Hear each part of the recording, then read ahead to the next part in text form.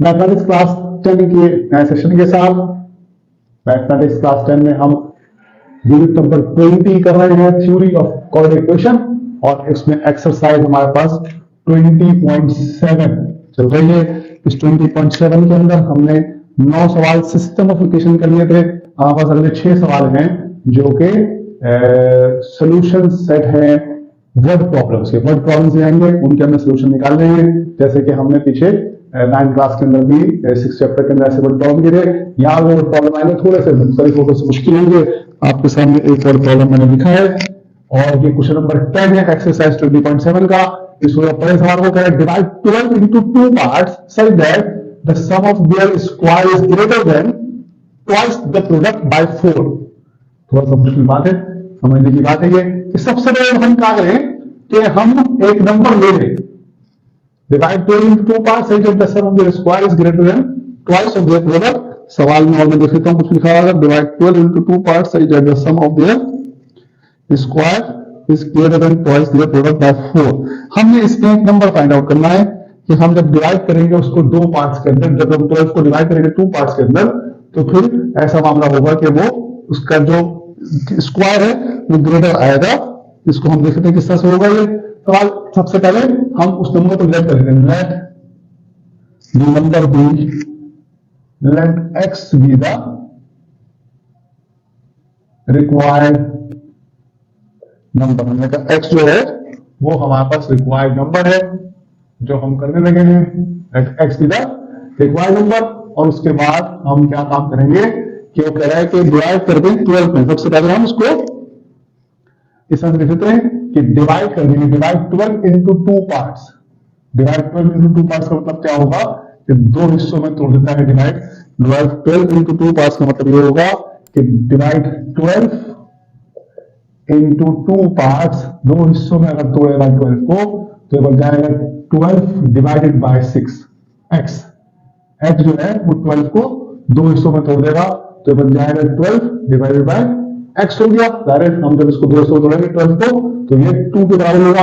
असल में मामला क्या है, जब बराबर हिस्सों में तोड़ना है या 2 हिस्सों में तोड़ना है, x अगर हम तोड़ेंगे तो ये असल में नहीं करेगा, बल्कि हम इसको करेंगे ये कि जब हम 12 को 2 हिस्सों में तोड़ेंगे तो हम इसको 12 में से x को माइनस कर देंगे, 2 हिस्सों में टूट जाएगा। हम ये कैसे मैं कह रहा हूं बात ये कि देखिए 2 हिस्सों में तोड़ना मतलब क्या है, डिवाइड 12 into 2 पार्ट्स का मतलब क्या है कि मेरे पास 12 है। अब इसके 2 पार्ट क्या क्या हो सकते हैं, इसके 2 पार्ट 1 और 11 हो सकते हैं, 10 और 12 हो सकते हैं, और 10 हो सकते हैं।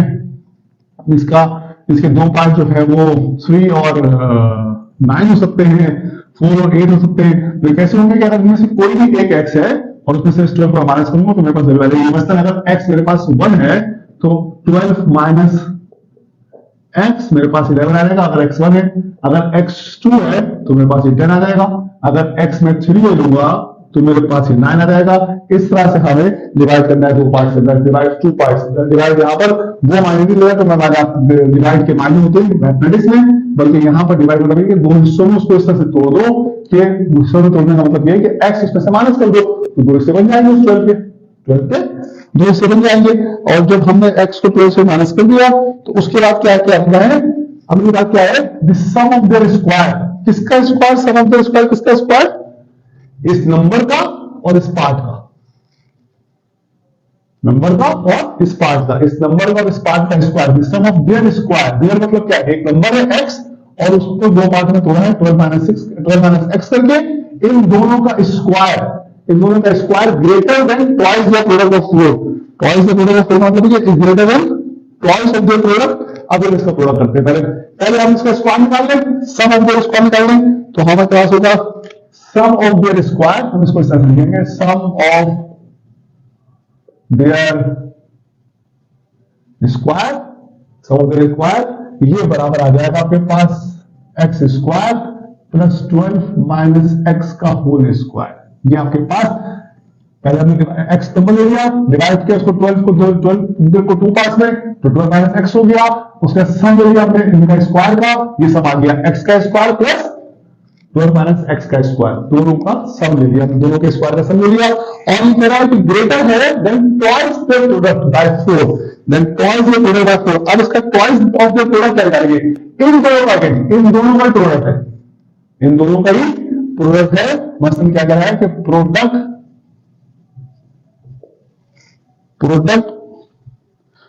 ऑफ द प्रोडक्ट, सॉरी वो टॉयस ऑफ द प्रोडक्ट बात कर रहा है, टॉयस ऑफ द प्रोडक्ट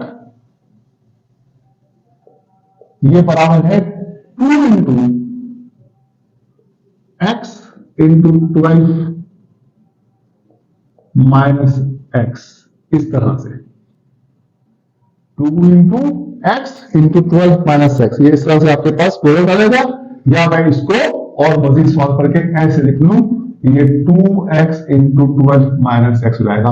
ये प्रोडक्ट हो गया इन दोनों का, इन दोनों का प्रोडक्ट का टॉयस हो गया, टॉयस द प्रोडक्ट। अगर से प्रोडक्ट होता तो हम इस प्रोडक्ट को ऐसे लिखते 12 माइनस 2x, लेकिन चूंकि टॉयस करना है लिहाजा हमने इस प्रोडक्ट को पूरे को 2 से मल्टीप्लाई कर दिया, हमारे पास टॉयस ऑफ द प्रोडक्ट आ गया। अब हमारे पास क्या मामला आ गया, हमारे पास मामला ये आ गया कि हमने एक नंबर ले लिया, नंबर को हमने x सपोज कर लिया और हमने उसको 12 को 2 बार से तोड़ दिया, 12 माइनस x कर दिया और उसके बाद उनका सम ऑफ द स्क्वायर निकाल दिया, सम ऑफ द स्क्वायर दिया x square plus 12 minus x square, और उसके बाद टॉयस द प्रोडक्ट निकाल दिया, twice the product 2x into 12 minus x आ गया। अब ये तमाम चीजें क्या है, is greater than twice of the product by 4। अब अगर हम इसको टॉयस ऑफ द प्रोडक्ट, अब हम लिखते हैं कि अकॉर्डिंग टू गिवन कंडीशन क्या मामला है, अकॉर्डिंग टू गिवन कंडीशन। अब क्या चीज ग्रेटर है, सम ऑफ द स्क्वायर, इन दोनों का स्क्वायर का सम, दैट इज एक्स स्क्वायर, ये value is greater than toys the product, is greater than toys the product of the क्या है, ये जो टॉयस द प्रोडक्ट है ना, टॉयस द प्रोडक्ट,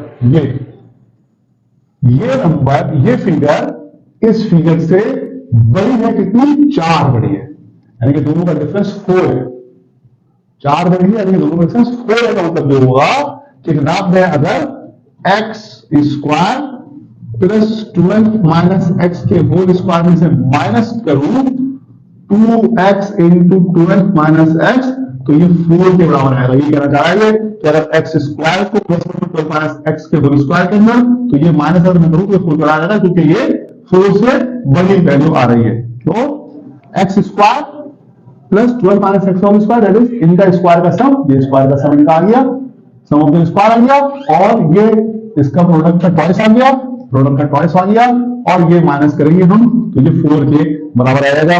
इस तरह से इसके अंदर 4 का डिफरेंस है, तो कह रहा है कि is greater than the twice of the product by 4, ये इससे 4 बड़ा है, तो 4 बड़ा हमने ऐसे लिया, ये कंडीशन आपके पास बन गई। अब आप इसको सॉल्व कर लीजिए, क्वेश्चन को, इक्वेशन आपके सामने बन गई है, इसको हम सॉल्व कर लेते हैं, इसमें कोई मुश्किल बात रही नहीं है। इसमें सॉल्व करने का तरीका क्या होगा देख लेते हैं, फॉर्मूला लग रहा है, मल्टीप्लिकेशन हो रही है, कैसे सॉल्व होगी चेक कर लेते हैं। ये हो जाएगा सबसे पहले आपके पास इट इंप्लाइज के अंदर एक्स स्क्वायर प्लस 12 का square minus 2 into 12 into x plus x का स्क्वायर माइनस, ये दोनों मल्टीप्लाई होंगे, minus minus minus 24x minus minus plus 2x square equals to 4 हो जाएगा। ये आगे फर्दर इसको मैं सॉल्व करता हूं तो ये बन जाएगा x square plus 144 minus 24x plus x square minus 24x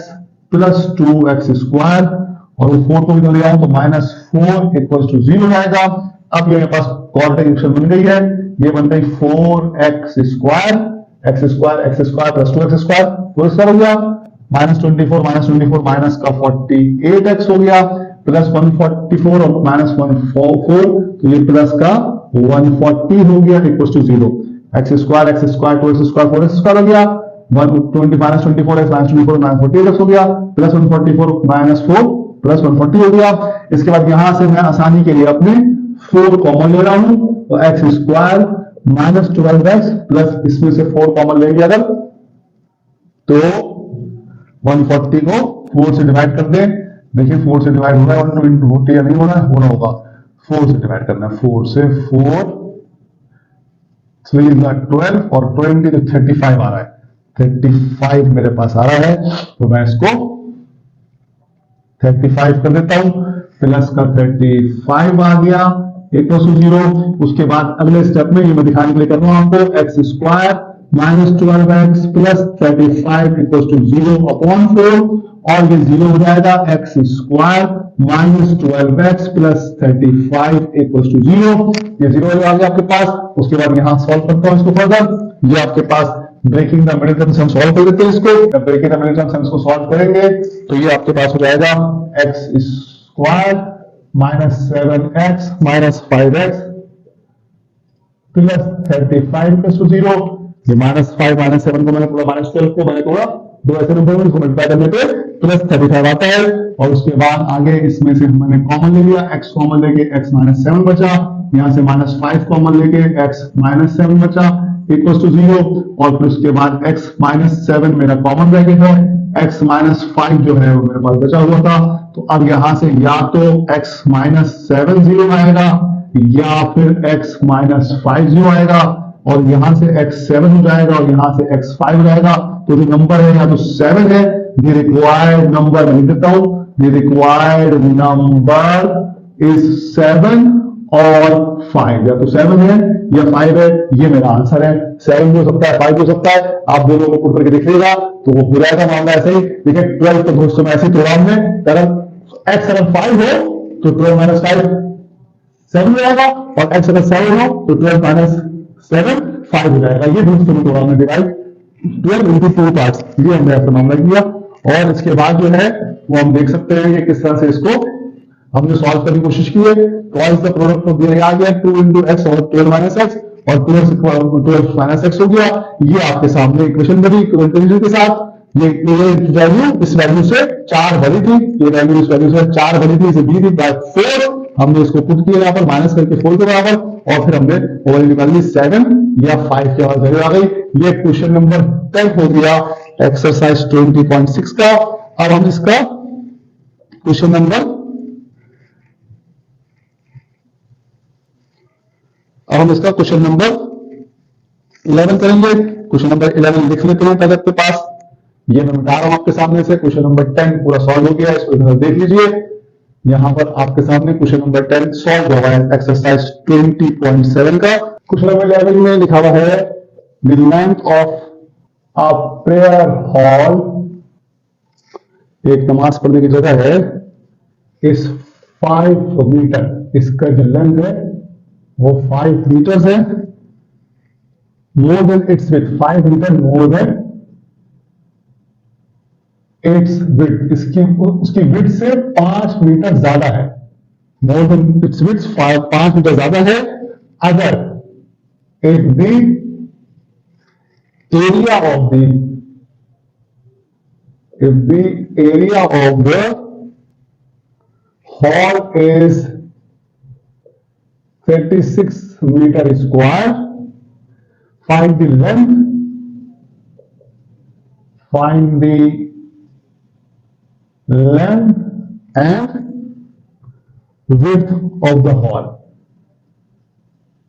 find the length and the width of the hall। एक प्रेयर हॉल है, मस्जिद की जगह है, नमाज पढ़ने की जगह है, इबादत की जगह है। वहां पर आपके पास जो जगह है वो उसकी लंबाई जो है वो 5 मीटर ज्यादा है उसकी चौड़ाई से 5 मीटर ज्यादा, उसकी लंबाई चौड़ाई से 5 ज्यादा है। उसका एरिया अगर 36 मीटर पर स्क्वायर हो, 36 मीटर पर स्क्वायर हो, तो उसकी लेंथ और उसकी विड्थ बताइए। अब इसने हमें लेंथ के बारे में बताया कि लेंथ 5 मीटर ज्यादा है विड्थ से, लेकिन विड्थ के बारे में कुछ बताया, लिहाजा हम काम विड्थ से स्टार्ट करेंगे। उससे पहले मैं आपको एरिया मालूम है, एरिया जो है किसी भी हॉल का एरिया कैसे निकालते हैं कि उसकी लेंथ को उसके एरिया के लिए लेंथ को हम विड्थ से मल्टीप्लाई करते हैं। ये हम एरिया का फॉर्मूला ध्यान में रखिएगा, ये अभी आपके सामने मैं दोबारा लिखूंगा वैसे, length multiply by W, L multiply by W, length multiply by W जो है एरिया होता है, और उससे 36 मीटर पर स्क्वायर 36 मीटर स्क्वायर दिया हुआ है। लेकिन जो चीज इसने हमें बिल्कुल नहीं बताई, जिसके बारे में इसने हमें कोई बात नहीं की है, वो जो है वो चीज है आपकी विड्थ। तो हम यहीं से स्टार्ट करेंगे इस काम को कि हम सबसे पहले बोलेंगे कि हम सोल्यूशन शुरू करते ही सबसे पहले लेट कर लेंगे, let the width of the hall be x। x हमने सपोज कर लिया हॉल की width को, तो होगा मामला क्या होगा, मामला ये कि द लेंथ होगी, the length of the hall, length of the hall ये बराबर आ जाएगी x प्लस 5 मीटर के। अगर मैं इसकी विड्थ को x ले लूं तो जो मेरे पास हॉल की लेंथ है वो x प्लस 5 मीटर आ जाएगी। ठीक है ना, ऐसे रहेगा क्योंकि ये बता चुका है यहाँ पर कि जो लेंथ है वो 5 मीटर ज्यादा है विड्थ के मुकाबले। विड्थ अगर x नहीं है तो लेंथ मेरे पास x प्लस 5 मीटर आ गई। उसके बाद इसकी जो अगली चीज दी है वो इसमें एरिया, और एरिया जो है एरिया ऑफ हॉल उसने मुझे दिया है, एरिया ऑफ हॉल उसने मुझे दिया है 36 मीटर स्क्वायर, 36 मीटर स्क्वायर उसने मुझे एरिया ऑफ द हॉल दिया है। तो ये मेरे पास सूर्य बन गई है, 36 मीटर स्क्वायर एरिया है, एक्स मेरे पास विड्थ है और लेंथ मेरे पास 36 मीटर पर स्क्वायर है। अब जो गिवन कंडीशन है, according to given condition, according to given condition area मेरे पास बराबर है 36 मीटर स्क्वायर के। एरिया 36 मीटर स्क्वायर लिखने वाली, और सिंस एरिया का फॉर्मूला लिख देते हैं यहां पर, या यूं हम डायरेक्ट कर देते हैं कि लेंथ मल्टीप्लाई बाय विड्थ बराबर होता है 36 मीटर स्क्वायर के, या 36 मीटर के बराबर स्क्वायर के बराबर आएगा, और 36 मीटर स्क्वायर के बराबर हो जाएगा आपका एरिया विड्थ। तो यहां हम लिख देते हैं कि since area is equal to length multiply by width. Area चूंकि लेंथ और विड्थ के बराबर होता है, लिहाजा लेंथ मल्टीप्लाई बाय विड्थ बराबर हो जाएगा 36 मीटर पर मीटर स्क्वायर के।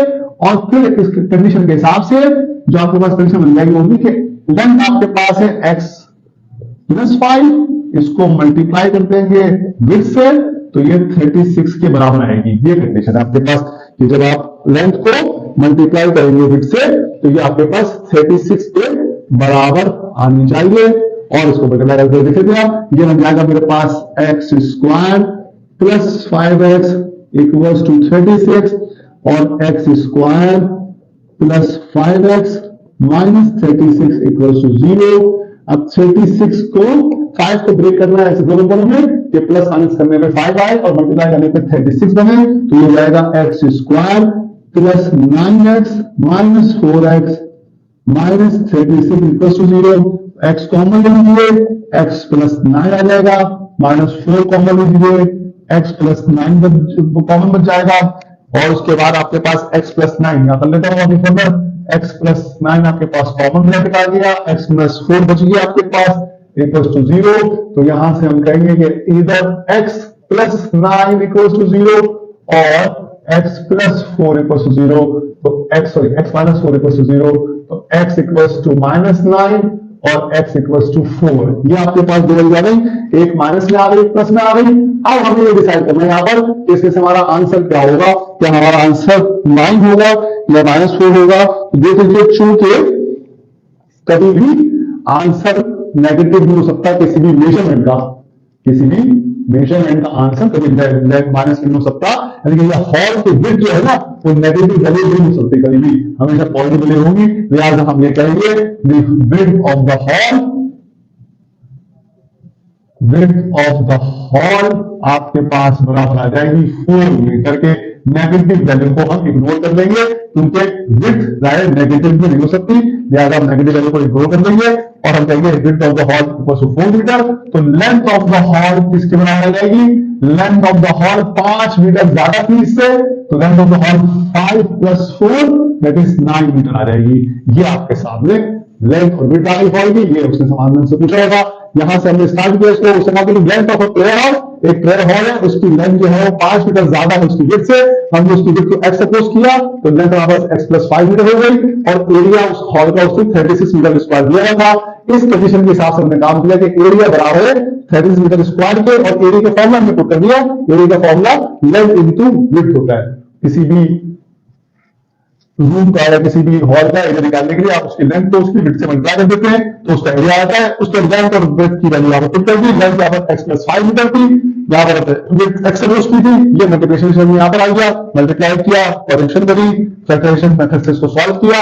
एक एक्स मेरे पास माइनस लगाया, एक्स इक्वल टू 4 आया, जाने के तुम नेगेटिव वैल्यू आएगी, मैं उसको कैसे निकलूंगा, क्योंकि विड्थ कभी नेगेटिव नहीं हो सकती, विड्थ हमेशा पॉजिटिव वैल्यू होगी। यहाँ पे पॉजिटिव वैल्यू आई थी एक्स की 4, ये मैंने लेनी 1 की, क्योंकि एक्स में विड्थ सपोज दिख रहा है, इसलिए वो मैंने 4 निकल ली। और हॉल की लेंथ यहाँ पे कैसे निकाल ली, क्योंकि वो 5 मीटर ज्यादा थी, लेकिन एक्स प्लस 5 थी, 4 में 5 प्लस करके 9 मीटर मैंने निकाल ली। और आप देख सकते हैं कि अगर आप 4 को 9 से मल्टीप्लाई करें तो 36 मीटर स्क्वायर बनता है एरिया आपका। सवाल उन्होंने सही किया है। एक्सरसाइज 20.7 का क्वेश्चन नंबर 11 में किया। इस सेशन में हमने 2 क्वेश्चन इसके किए, एक क्वेश्चन नंबर 10 और क्वेश्चन नंबर 11। अगले सेशन में हम 12 और 13 करेंगे और उसके बाद 14 और 15 करेंगे। ये हमारे एक्सरसाइज 20.7 कंप्लीट हो जाएगी।